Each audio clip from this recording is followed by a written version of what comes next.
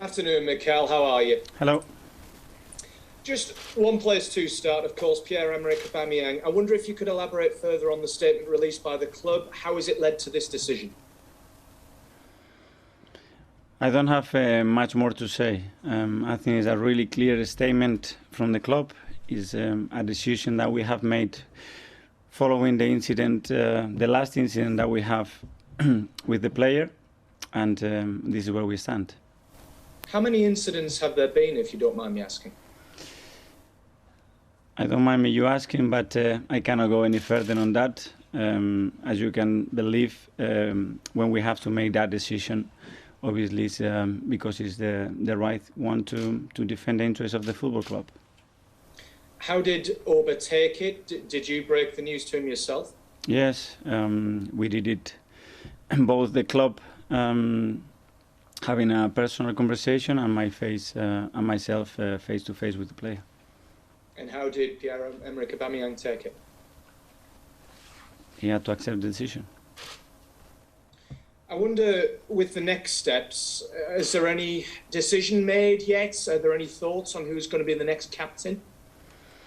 Well, we have the leadership group, and within that we have different players that are nominated to be captain. In the last game it was Laka. We have Granit as well, which has been captain as well. So we will follow that. Obviously, it's a really unpleasant situation, and it's not the moment to make any rash decision. That leadership group is really strong. Is the one that communicates with myself, the coaching staff, and with the club in a really clear and strong way. And we're going to continue like that. That's one of the decisions that we made, to make that group a little bit better and try to educate them and try to get the right feedback all the time and build that trust and a strong culture around the club. And it's working really well, so we'll continue to do that. I'm sure you're aware of this, but the next captain will be Arsenal's 11th in 14 years. How important is it to get this decision right for the short-term future of the club? It is really important, but for me, having the leadership group is something that has been tremendously helpful, because then you get different voices. It's a really multicultural dressing room, and that needs a lot of attention and different feelings and different languages, and they all have to be involved, and I'm really comfortable with that. In terms of the effect of this decision on the dressing room, has there been any effect, would you say, or no?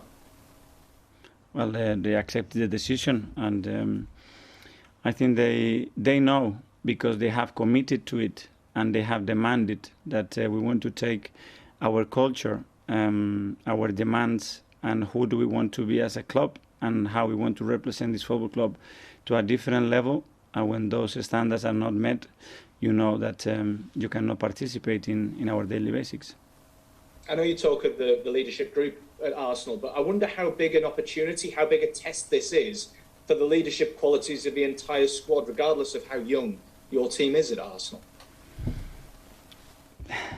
It's a really unpredictable environment and sports, and every day is harder and harder to live with a lot of things that happened.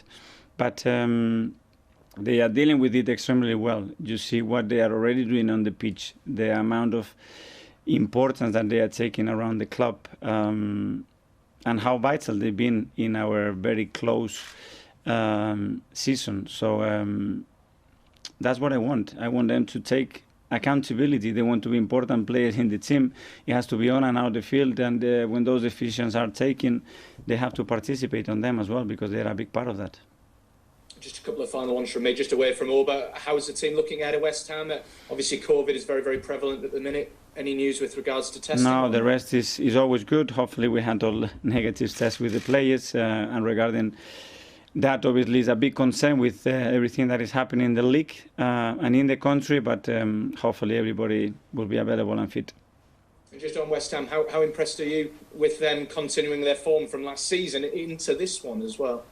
Yeah, very much. For me, one of the best teams in the league, and the spirits, the understanding that they have, the clarity in what they want to do, and how much they are able to hurt teams with the way they play. It's been impressive, because a part of that, they've been really, really consistent. Many thanks, Mikel. Best of luck against West Ham. Thanks, Andy. Come next to Paul Gilmore, Sky.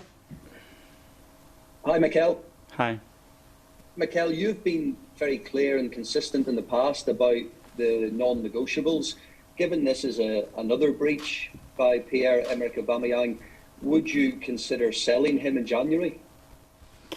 What I can say right now is that we have made this decision that unfortunately is really a tough one, and obviously if I had to choose, I wouldn't like to be sitting here talking about it, but we had to do it. And the next one is that for now he's not involved in the squad. When will he be back involved in the squad? What I can say is for now, it's as you can understand, it's been a lot to digest and a really difficult decision to make. So we need a bit of time. From your personal point of view, is there a way back for him?